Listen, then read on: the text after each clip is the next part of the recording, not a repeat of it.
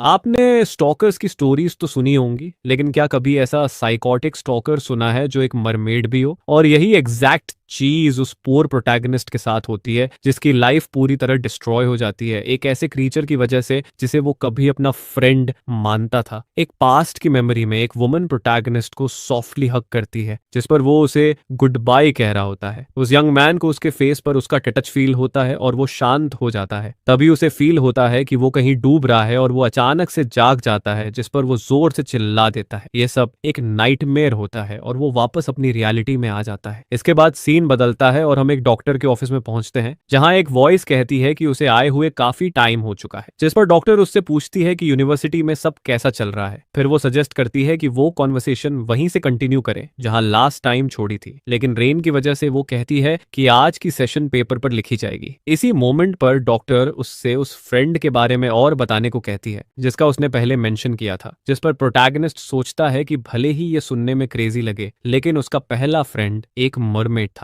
Office की wall पर लगी एक पेंटिंग देखकर उसे पास्ट याद आने लगता है। फ्लैशबैक में वो लड़का बीच पर दौड़ रहा होता है और चिल्लाकर कहता है कि उसके एक साथी को पकड़ लिया गया है। उसका फेस एक्साइटमेंट से भरा होता है और वो जानना चाहता है कि इस गेम में आगे क्या होने वाला है। वो छोटा सा लड़का सी के अंदर 3000 मीटर डीप तक पहुंच जाता है। स्माइल करते हुए वो डाइवर्स को वार्न करता है कि उसके लिए वरी ना करें, और फिर हाईशोंग सेफली उस केव तक पहुंचता है रॉकी एंट्रेंस को क्रॉस करते हुए। लेकिन जैसे ही वो एंट्रेंस पर रुकता है, वो सडनली साइलेंट हो जाता है क्योंकि उसे हवा में कुछ स्ट्रेंज फील होता है। अचानक उसे अंदर से एक नॉइस सुनाई देती है, जिसे सुनकर वो डर जाता है। तभी उसे रियलाइज होता है कि वहां कोई और भी है, क्योंकि उसे एक क्राइंग चाइल्ड की आवाज सुनाई देती है। वो हेजिटेट करता है, सोचता है कि वापस जाकर एडल्ट्स को बताए या नहीं, लेकिन क्यूरियोसिटी ज्यादा स्ट्रांग होती है और वो डार्कनेस के अंदर इन्वेस्टिगेट करने चला जाता है। इसके बाद सीन कट होता है एक फ्यूनरल पर, जहां एक वुमन अपने हस्बैंड की डेथ पर रो रही होती है। एक कॉर्नर में प्रोटैगनिस्ट खुद भी रो रहा होता है क्योंकि वो उसका फादर होता है। फिर हम वापस केव में आते हैं, जहां हियोंग उस पर्सन के पास जाता है और पूछता है कि क्या वो ठीक है। शॉक में वो लाइट डालता है और देखता है कि एक मरमेड की टेल फिशिंग नेट में फंसी हुई है। ऊपर देखकर उसे एक क्राइंग गर्ल दिखाई देती है और तभी उसे रियलाइज होता है कि वो एक मरमेड है। अचानक वो क्रीचर फेंट हो जाती है और ये देखकर लड़का पूरी तरह टेरिफाइड होकर वहां से भाग जाता है। इसके बाद सीन शिफ्ट होता है ओशन के एक ब्यूटीफुल डे में, जहां सन क्लियर वाटर पर शाइन कर रहा होता है। मरमेड अब नेट से फ्री होकर वाटर की सरफेस पर आती है और कंफ्यूज्ड सी दिखती है। होंग पास की एक रॉक पर बैठा होता है, उसके हाथ में वही नेट होती है जिसने उसे ट्रैप किया था। उसे देखते हुए वो खुश होता है कि वो वॉकअप हो गई है और एक्सप्लेन करता है कि उसने उसे अपनी शर्ट दी थी क्योंकि वो कोल्ड लग रही थी। फेस पर स्माइल के साथ वो पूछता है कि क्या वो सच में एक मरमेड है। वो कंफर्म करती है और वो एक्साइटमेंट में प्रॉमिस करता है कि वो सीक्रेट रखेगा और उसे अपना फ्रेंड बनने को कहता है। इसके बाद हायोंग लेट जाता है और पूछने की कोशिश करता है कि वो रो क्यों रही थी, लेकिन बीच में ही गिव अप कर देता है। फिर वो उसका नाम पूछता है, जिस पर मरीमेड कहती है कि उसका कोई नाम नहीं है। यह सुनकर वो थॉट्सफुल हो जाता है। फिर वो युनहाई नाम सजेस्ट करता है और लड़की उसे रिपीट करती है। थोड़ा सरप्राइज्ड होकर वो एक्सप्लेन करता है कि इस नेम का मतलब सन और सी होता है, और आखिर में वो एग्री कर जाती है। हियोंग अपना हाथ आगे बढ़ाता है और कहता है नाइस टू मीट यू। उसकी कंफ्यूजन देखकर वो कहता है कि बस मेरा हाथ पकड़ लो। वो हाथ मिलाते हैं और वो एक्सप्लेन करता है कि इससे वो अच्छे से गेट अलोंग कर पाएंगे। डॉक्टर पूछती है कि क्या वो उससे डरता नहीं था, जिसके जवाब में यंग मैन कहता है कि उसके आइलैंड पर उसकी उम्र का कोई और बच्चा नहीं था, इसलिए वो मरमेड फ्रेंड उसके लिए सबसे प्रेशियस पर्सन बन गई थी। उनके साथ बिताया गया टाइम उसके लिए बिल्कुल अनफॉरगेटेबल था। एक और मोमेंट में लड़का कहता है कि उसे इतनी नौजिया हो रही है कि उसे उल्टी आने वाली है। वो खाना थूक देता है, कंप्लेन करता है कि वो जो भी लाती है सब सॉल्टी होता है, उसकी स्वीटनेस के ऑपोजिट। ये सुनकर यून ही सैड हो जाती है और कहती है कि अगर वो ह्यूमन होती तो उसके लिए कुछ टेस्टी लेकर आती। ये सुनकर हाओंग डेस्परेट होकर कहता है कि वो ऐसा मत कहे, जिससे लड़की कंफ्यूज्ड हो जाती है। फिर वो रिवील करता है कि वो असल में मरमेड बनना चाहता था, सिर्फ इसलिए ताकि वो अच्छे से स्विम कर सके। वो कन्फेस करता है कि अपीयरेंस के ऑपोजिट उसे वाटर से डर लगता है। इस पर यूने उसे देखती है और पूछती है कि उसे सी में जाने से इतना डर क्यों लगता है, जिस पर वो बताता है कि उसके फादर की डेथ एक बोट एक्सीडेंट में हो गई थी। सैड एक्सप्रेशन के साथ वो पूछता है कि अब उसका क्या होगा। मरमेड पूछती है कि अगर वो दोनों साथ में पानी में जाएं तो क्या वो फिर भी डरेगा। वो एज पर हेजिटेट करता है और पूछता है कि क्या वो उसे सेव करेगी, जिस पर मरमेड अश्योर करती है कि वो उसे ड्राउन नहीं होने देगी। हियोंग पानी में उतरता है और हेल्प ऑफर करने के बावजूद वो कहता है कि सब ठीक है, लेकिन अचानक कुछ उसे नीचे खींच लेता है, जैसे नीचे से हाथ पकड़ रहे हो। एक हॉरिबल मेमोरी उसके माइंड में आती है और वो पैनिक में चिल्लाता है कि उसे डर लग रहा है। शॉक में वो रियलिटी में लौटता है और पूरी डेस्परेशन के साथ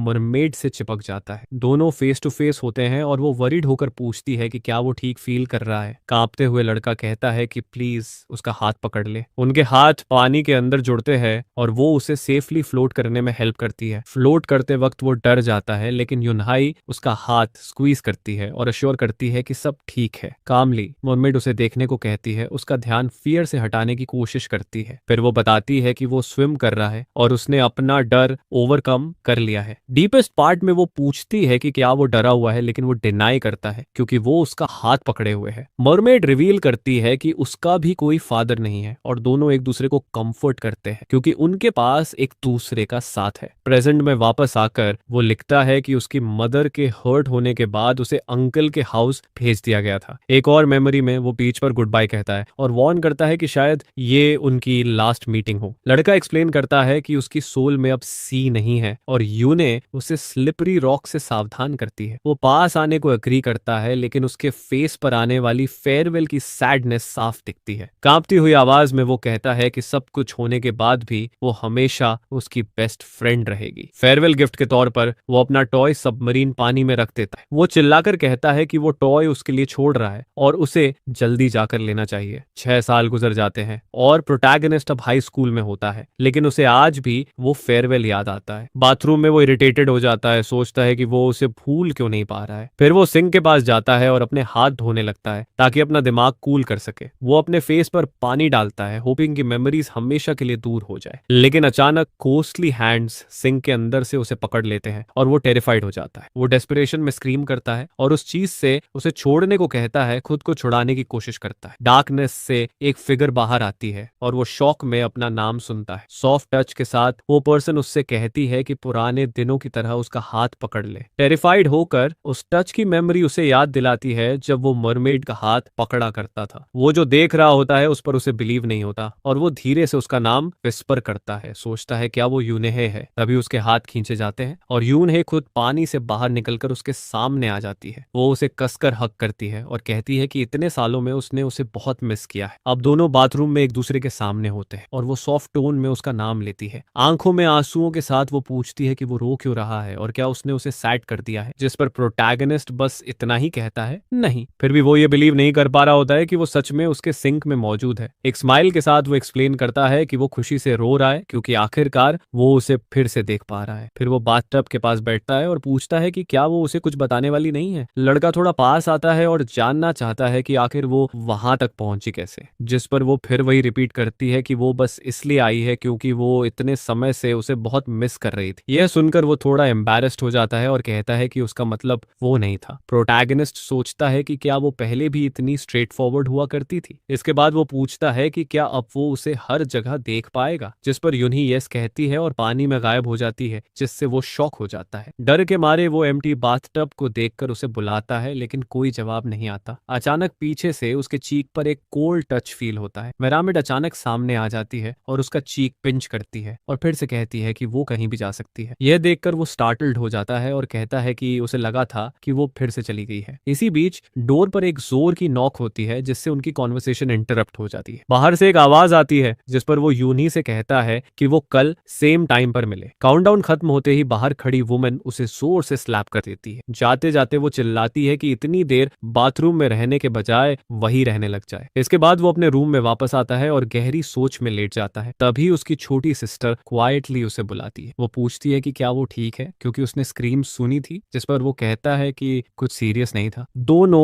अलग अलग बेड्स पर सोते हैं, जिनके बीच में बस एक सिंपल कर्टन होती है। वो मन ही मन कहता है कि काश उनकी आंट गायब हो जाए, लेकिन फिर सोचता है कि बस थोड़ा और एंड्योर करना है। प्रोटैगनिस्ट सोचता है कि पहले वो होपलेस फील करता था, लेकिन अब सब कुछ अलग लग रहा है। हल्की सी स्माइल के साथ उसे रियलाइज होता है कि जिन दिनों का वो इंतजार कर रहा था वो आखिरकार आ चुके हैं। इसके बाद सीन शिफ्ट होता है टीचर रूम में, जहां एक टीचर उससे पूछता है कि दूसरों के साथ उसका रिलेशनशिप कैसा है। टीचर कनेक्ट करने की कोशिश करता है और बताता है कि उसने भी अपने फादर को खोया है, और पूछता है कि क्या वो अनमोटिवेटेड फील करता है। रूम से बाहर निकलते हुए वो इसी बारे में सोचता रहता है। तभी कुछ क्लासमेट्स उसे बुलाते हैं। हॉलवे में उसके दो फ्रेंड्स आते हैं। एक सॉकर खेलने की बात करता है और दूसरा कैफेटेरिया जाने की। फ्रेंड्स के साथ चलते हुए वो सॉकर गेम पर लगी एक पेट के बारे में बात करते हैं। तभी अचानक दो गर्ल्स सामने आती है, जिनमें से पिंक हेयर वाली उसे ग्रीट करती है। यह सुनकर वो सरप्राइज्ड हो जाता है कि वो उसे जानती है। वो कहती है कि वो हैंडसम होने की वजह से फेमस है। उसके फ्रेंड्स उसे हग करते हैं और ग्रुप उसे अप्रैल 28 को होने वाले एक वीआईपी इवेंट के लिए इनवाइट करता है। प्रोटैगनिस्ट कंफ्यूज्ड होकर पूछता है कि क्या उसी डेट पर स्कूल एग्जाम्स नहीं है, जिस पर फ्रेंड्स कहते हैं कि वरी मत कर, वो ऑलरेडी क्लास में सेकंड बेस्ट है। इसके बाद वो पोलाइटली इनविटेशन रिफ्यूज कर देता है, उन्हें थैंक्स कहता है और बताता है कि वो नहीं आ पाएगा। फ्रेंड्स गुड बाय कहकर हॉलवे में चले जाते हैं और दोनों गर्ल्स वहीं रह जाती है। फ्रेंड यूनल से कहती है कि वो एक नाइस गाय है और दोनों की जोड़ी अच्छी लगेगी। डिटर्मिन्ड होकर यूनल कहती है कि प्लान को 29वें पर शिफ्ट कर दो। फ्रेंड अग्री करती है और कहती है कि वो कुछ ना कुछ रास्ता निकाल लेगी। क्लासमेट्स के बीच प्रोटैगनिस्ट सोचता है कि किसी वजह से लोग हमेशा उसे बहुत मैच्योर समझते आए हैं, लेकिन असल में वो सिर्फ अपनी मदर को प्राउड फील कराना चाहता था, जो मुश्किल से सरवाइव कर पा रही थी। उसे सिर्फ अपनी मदर की चिंता थी, जो हॉस्पिटल बेड पर बीमार पड़ी थी। तभी एक मोमेंट में उसका अंकल सामने आता है और उसे अपने घर रहने का इनविटेशन देता है। सीन में आंट के साथ आर्ग्यूमेंट दिखता है, जहां वो गुस्से में चिल्लाती है कि वो कोई डे केयर नहीं चला रही। डर के मारे दोनों सिबलिंग्स छिप जाते हैं। फिर कपल डरावनी नजरों से उनकी तरफ देखते हैं और उन्हें उसे आंट बुलाने का ऑर्डर देते हैं। नई आंट क्रूअल साबित होती है, जो छोटी सिस्टर को जबरदस्ती खाना खिलाती है जबकि उसका पेट भर चुका होता है। वो चॉपस्टिक से लड़की के सिर पर मारती है, जिससे बच्ची दर्द में स्क्रीम करती है। ब्रदर उसे हक करता है और कहता है प्लीज मत रो, आवाज दबाने की कोशिश करता है। आंट उन्हें धमकाती है कि अगर चुप नहीं रहे तो घर से बाहर निकाल देगी, लेकिन छोटी लड़की सह नहीं पाती और रोने लगती है और वुमन उसके दर्द का मजाक उड़ाती है। आंट लड़के को मारना शुरू कर देती है और वो अपनी सिस्टर को बहाने के लिए खुद को कर्ल कर लेता है। अंकल बस इतना कहता है कि उससे माफी मांग लो और उसे गुस्सा मत दिलाओ, कोई हेल्प नहीं करता। इतने प्रेशर में लड़का खुद को पागल होता हुआ फील करता है। चाहे वो कितना भी एंड्योर करे या पढ़ाई करे, कुछ भी बेहतर नहीं होता। वो यहाँ तक सोच लेता है कि सब कुछ छोड़कर अपने डेड फादर के पास चला जाए, लेकिन उन्हीं मोमेंट्स में यूने उससे मिलने आती है, उससे बात करती है और उसे सपोर्ट देती है। प्रेजेंट में वापस आकर वो यूनेहे को सब कुछ के लिए थैंक्स कहता है, जिससे वो कंफ्यूज्ड हो जाती है। वो एक्सप्लेन करता है कि उसकी लाइफ मिजरेबल थी और वो उसे हर दिन देखना चाहता था। मरमेड रिप्लाई करती है कि वो भी सेम फील करती थी, जिससे लड़का सरप्राइज्ड हो जाता है। वो कहती है कि अगर वो केव में नहीं गया होता तो आज वो जो है वो नहीं होती और उसकी लाइफ चेंज हो गई होती। वो इमोशनल हो जाता है और याद करता है कि उन्हें मिले कितना समय हो चुका है। यूनी पूछती है कि जो वुमन उस पर चिल्ला रही थी, क्या वही उसकी मिजरेबल लाइफ की वजह है। वो एक्सप्लेन करता है कि वो अकेली रिस्पॉन्सिबल नहीं है, लेकिन मेन रीजन वही है। लड़का प्रॉमिस करता है कि जैसे ही वो एडल्ट बनेगा वो घर छोड़ देगा, ताकि वो उसके साथ ज्यादा टाइम स्पेंड कर सके। जिस पर मर्मेड पूछती है कि अगर आंट आसपास न हो तो क्या वो ज्यादा हैप्पी रहेगा। वो थोड़ी देर सोचता है और ऑनेस्टली कहता है कि हाँ, तब सब बहुत बेहतर होगा। भले ही अजीब लगे, वो कन्फेस करता है कि उसने कई बार विश की है कि उसकी आंट गायब हो जाए। उसे डर लगता है कि कहीं वो उसे स्ट्रेंज न समझ ले, लेकिन युन हाय बस ध्यान से सुनती रहती है। हल्की सी स्माइल के साथ वो बस इतना कहती है कि उसे मैसेज समझ आ गया है और फिर सी में डाइव कर जाती है। अगली मॉर्निंग उसकी सिस्टर पूछती है कि वो कल रात किचन में किससे बात कर रहा था। वो उसे ब्रेकफास्ट सर्व करता है और कहता है कि फोन रख दे ताकि वो साथ में खा सके। खाते वक्त सिस्टर कहती है कि आंट थोड़ी देर पहले बाहर गई थी और सोचती है कि क्या वो ठीक है, जिस पर वो कहता है कि शायद वो ड्रिंक कर रही होगी और उन्हें उसके वापस आने से पहले इस पीस को एंजॉय करना चाहिए। उस रात बाद में एक नॉइस से उसकी नींद टूट जाती है और उसे कुछ सस्पिशियस फील होता है। वो अपना सिर ढक लेता है और सोचता है कि आंट जब स्ट्रेस्ड होती है तो इतनी ज्यादा ड्रिंक क्यों करती है। थोड़ी देर बाद नॉइज रुक जाता है और वो सोचता है कि उसे समझ नहीं आता कि वो ऐसी लाइफ क्यों चूज करती है। रूम से बाहर निकलते हुए वो देखता है कि पूरा हाउस मैसी पड़ा है और सोचता है कि आंट ने ऐसा क्यों छोड़ा। बाथरूम में जाकर वो नोटिस करता है कि बाथटब अभी तक एम्प्टी नहीं हुआ है। एक स्ट्रेंज फीलिंग के साथ वो बाथटब के पास जाता है और अंदर झांकता है। वो ड्रेन में रेड हेयर के स्ट्रैंड्स देखता है और उसे याद आता है कि उसने कल ही बाथटब साफ किया था। प्रोटैगनिस्ट शू कैबिनेट के पास जाता है और कंफर्म करता है कि आंट सच में बाहर नहीं गई थी। एक इमेज में आंट को ओशन में डूबते हुए दिखाया जाता है, जिससे पता चलता है कि उसके साथ कुछ टेरेबल हुआ है। सीन चेंज चेंज होता है और यूं ही सुझाव करती है कि वो आइलैंड चलें। लड़का हैरान हो जाता है जब वो कहती है कि उसे रिलैक्स करने की जरूरत है। वो आर्ग्यू करता है कि उसके पास ना टाइम है और ना मनी, लेकिन मरमेड कहती है कि उसके पास दोनों है। वो रिवील करती है कि वो बाथटब के पानी को सी से कनेक्ट कर सकती है। वो पूछता है कि क्या वो भी उस कनेक्शन से जा सकता है, जिस पर वो कंफर्म करती है कि हाँ। लड़का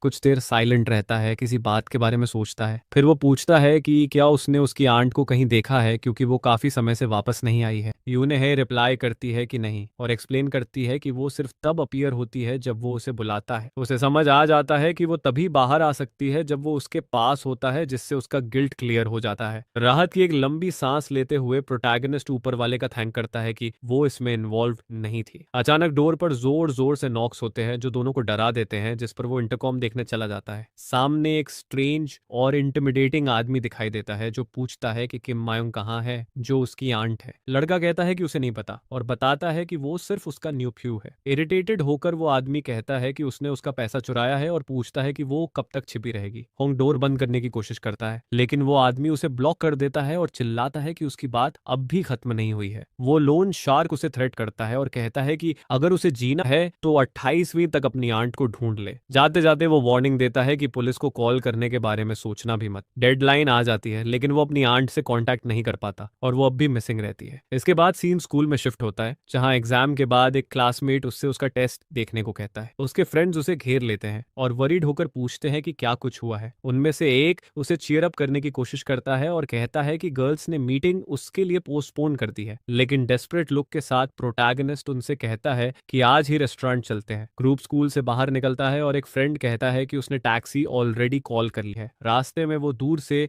लोन शार्क्स को देखता है और रियलाइज करता है कि वो उसका पीछा करते हुए स्कूल तक आ गए हैं। टेरिफाइड होकर वो अपने फ्रेंड्स के बीच मिक्स हो जाता है। तभी एक फ्रेंड कहता है कि टैक्सी 2 मिनट में आ जाएगी। एक थग पीछे मुड़कर बॉस को कॉल करता है, जो डिसडेनफुल एक्सप्रेशन के साथ उसे देखता है। क्राउड में वो प्रोटैगनिस्ट को स्पॉट कर लेते हैं, उसकी ग्रीन बैकपैक से उसे पहचान लेते हैं। लोन शार्क्स उसे एक डार्क एली में कॉर्नर कर लेते हैं और पूछते हैं कि क्या उसे लगा वो छिप सकता है, लेकिन वो गलती से किसी और लड़के को पकड़ लेते हैं, जिसे समझ ही नहीं आता कि हो क्या रहा है। दोनों आदमी इंटिमिडेटिंग नजरों से उस स्टूडेंट को देखते हैं, जिससे एटमॉस्फेयर हेवी हो जाता है। टैक्सी के अंदर प्रोटैगनिस्ट को नोजिया फील होती है और उसके फ्रेंड्स पूछते हैं कि क्या वो ठीक है। वो अपना मुंह कसकर पकड़ लेता है ताकि कार के अंदर उल्टी न करते। रेस्टोरेंट पहुंचकर फ्रेंड्स वंडर करते हैं कि गर्ल्स आने में इतना टाइम क्यों ले रही है। एक फ्रेंड उसकी टेंशन नोटिस करता है और पूछता है कि क्या चल रहा है, लेकिन वो सिर्फ सॉरी बोल देता है। दूसरा फ्रेंड इंसिट करता है और पूछता है कि घर पर सब ठीक है या नहीं, जिस पर वो बस यस कहता है। अचानक प्रोटैगनिस्ट की आंखें फैल जाती हैं, क्योंकि उसे रियलाइज होता है कि वो एक बहुत जरूरी बात भूल गया है। जल्दी में वो अपने फ्रेंड से उसका फोन मांगता है और बाथरूम की तरफ भागता है। कॉल करते हुए वो खुद को ब्लेम करता है कि वो सिर्फ अपने बारे में सोच रहा था। डेस्परेट होकर वो फोन में चिल्लाता है और पूछता है कि उसकी सिस्टर गिबिन इस वक्त कहाँ है। वो बताती है कि वो अपने फ्रेंड्स के साथ है, जिस पर वो उसे घर आने से मना कर देता है और कहता है कि वही रुककर सो जाए। वो जोर से कहता है कि बस उसकी बात मान ले, जबकि उसकी सिस्टर पूछती है कि वो इतना अर्जेंट क्यों हो रहा है। फोन के दूसरी तरफ से उसे उसकी फ्रेंड की आवाज सुनाई देती है, जो अग्री करती है कि वो उसे अपने यहाँ रोक लेगी, जिस पर वो राहत की सांस लेता है। थोड़ी देर बाद वो अपनी सिस्टर को उसकी फ्रेंड के घर छोड़ देता है, ट्रबल के लिए सॉरी कहता है और गुड बाय बोलता है। प्रोटैगनिस्ट उसे बिहेव करने को कहता है और प्रॉमिस करता है कि नेक्स्ट डे फोन वापस कर देगा। सिस्टर का फोन हाथ में लेकर वो पुलिस नंबर डायल करने लगता है और एक डिसीजन लेता है। वो सोचता है कि वो घर को खाली नहीं छोड़ सकता और जैसे ही वो बाहर निकलेगा कॉल कर देगा। डिटर्मिन्ड होकर वो स्टेयर्स चढ़ता है और खुद से कहता है कि अब इसे खत्म करना होगा। फ्लोर पर पहुंचकर वो झांकता है और देखता है कि हॉलवे में कोई नहीं है। सेफ समझकर वो डोर की तरफ बढ़ता है, अंदर से कुछ सामान लेने की प्लानिंग करता है, लेकिन डोर खोलते ही वो लोन शार्क के सामने आ जाता है, जो सिनिस्टर स्माइल के साथ उसे ग्रीट करता है। आदमी गुस्से में उसे घूरता है और पूछता है कि क्या उसे लगा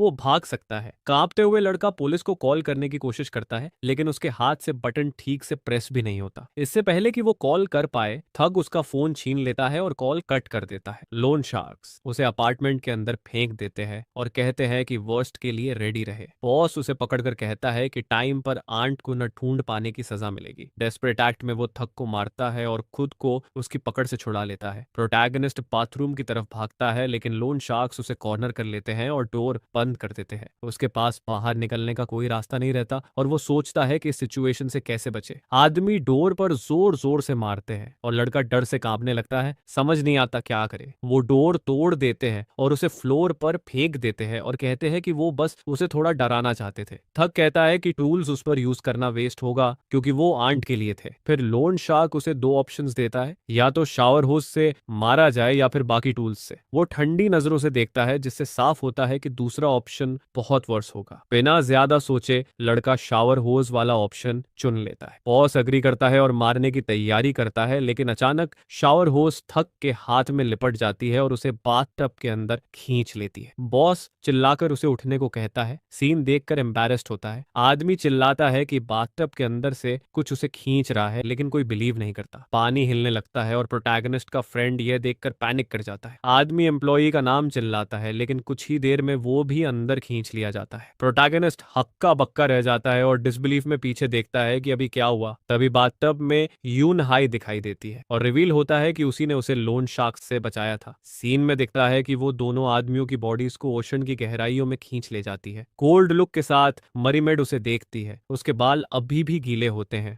इसके बाद सीन डॉक्टर के ऑफिस में लौटता है, जहां डॉक्टर पूछती है कि उसके बाद क्या हुआ। वो एक्सप्लेन करता है कि पुलिस आई थी और पूरी सिचुएशन हैंडल कर ली थी। लड़का खड़ा होकर कहता है कि थेरेपी यूजलेस है और बस अपनी मेडिकेशन मांगता है। रिसेप्शन पर वो फी पे करता है और नेक्स्ट अपॉइंटमेंट स्केड्यूल करने से मना कर देता है। लेकिन बाहर निकलते हुए स्टेयर्स पर चलते चलते वो गिर जाता है और अपने सिर को पकड़कर रोने लगता है। फ्लैशबैक में उस रात यूनही उसे हक करती है जब वो डिस्पेयर में रो रहा होता है। प्रोटैगनिस्ट कहता है कि उसने दो लोगों को मार दिया है और गिल्ट फील करता है, लेकिन वो कोल्डली उसे करेक्ट करती है और कहती है कि ये उसने नहीं बल्कि उसी ने किया था। वो एक्सप्लेन करती है कि कोई कभी नहीं जानेगा क्योंकि उसने बॉडीज छुपा दी है और कोई मरमेड्स पर बिलीव नहीं करता। डर के मारे वो पीछे हटता है और पूछता है कि इतना सब होने के बाद भी वो इतनी काम कैसे रह सकती है। यूनी कहती है कि उन्होंने उसे टॉर्मेंट किया था और ऐसे लोगों को हटाने में कोई प्रॉब्लम नहीं है। वो उसकी लॉजिक पर सवाल करता है और पूछता है कि अगर कभी उसने उसे टॉर्मेंट किया तो क्या वो उसे भी मार देगी, जिस पर वो टेंडरली उसे देखती है और कहती है कि उसका एग्जिस्टेंस ही उसकी हैप्पीनेस की वजह है। लड़का उसकी रिएक्शन समझ नहीं पाता और सोचता है कि यूनी इतनी बदल कैसे गई, जिस पर वो कहती है कि बदल वो गया है और उसकी पर्सनालिटी अब पहले जैसी नहीं रही। वो पैनिक करने लगता है, खुद को हेल्पलेस फील करता है और उस सिचुएशन से भागना चाहता है। एक हफ्ते बाद वो स्कूल से अपने फ्रेंड्स के साथ निकलता है, जहां एक टेस्ट को डिफिकल्ट बता रहा होता है। एक लड़का दूसरे से कहता है कि अगर कोई सुन ले तो लगेगा कि इसने सच में पढ़ाई की थी। फ्रेंड उसका हाथ प्रोटैगनिस्ट की गर्दन पर रखता है और पूछता है कि वो इतना डिस्टेंट क्यों हो गया है। प्रोटैगनिस्ट बस स्माइल करता है और उसके फ्रेंड्स को यह अजीब लगता है। फ्रेंड से घिरा होने के बावजूद वो सड़क पर चलता है और खुद को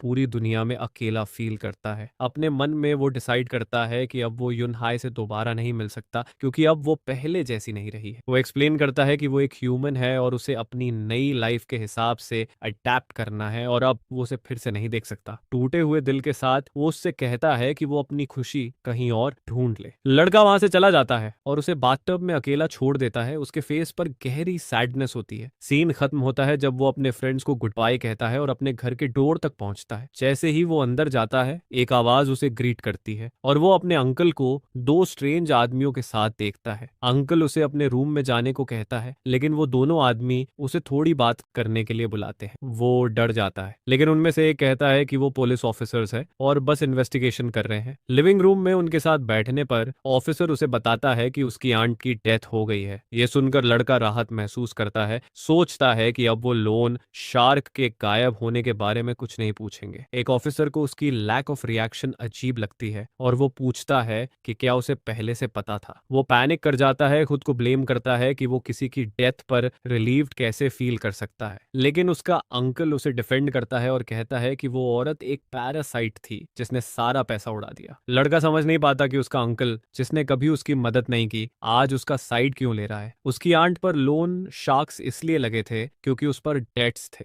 फ्लैशबैक में दिखता है कि आंट को एक थ्रेटनिंग कॉल आता है जिसमें उसे बार बार कॉल करना बंद करने को कहा जाता है। उसी वजह से अंकल कुछ हफ्तों तक उससे कांटेक्ट तोड़ देता है जब तक उसे एक फोन कॉल नहीं आता। कॉल पर उसे पता चलता है कि वो किसी और वुमन के साथ थी और वो गुस्से से एक्सप्लोड हो जाता है। नफरत में डूबी हुई आंट रिवेंज भरी नजरों के साथ सबको मारने की कसम खाती है। उस रेनी नाइट आंट एक टैक्सी लेती है और ड्राइवर उससे डेस्टिनेशन पूछता है। वो कहती है कि उसे बोन जाना है, जिस पर ड्राइवर वार्न करता है कि उस टाइम पर फेयर बहुत एक्सपेंसिव होगा। रियर व्यू मिरर में देखते हुए टैक्सी ड्राइवर डर जाता है जब वो उसे हाथ में नाइफ पकड़े देखता है। वो कार रोक देता है और उसे बाहर फेंक देता है और धमकी देता है कि अगर तुरंत नहीं गई तो पुलिस को कॉल कर देगा। कार में वापस बैठकर वो कंप्लेन करता है कि वो पूरा भीग गया है और सोचता है कि शायद वो बहुत ज्यादा स्ट्रेंज चीजें देखने लगा है। ड्राइव करते हुए वो सोचता है कि क्या उसे उस वुमन को पुलिस में रिपोर्ट करना चाहिए था। नींद आने लगती है तो ड्राइवर रोड पर अवेक रहने के लिए कॉफी लेने का डिसाइड करता है, लेकिन जैसे ही वो मुड़ता है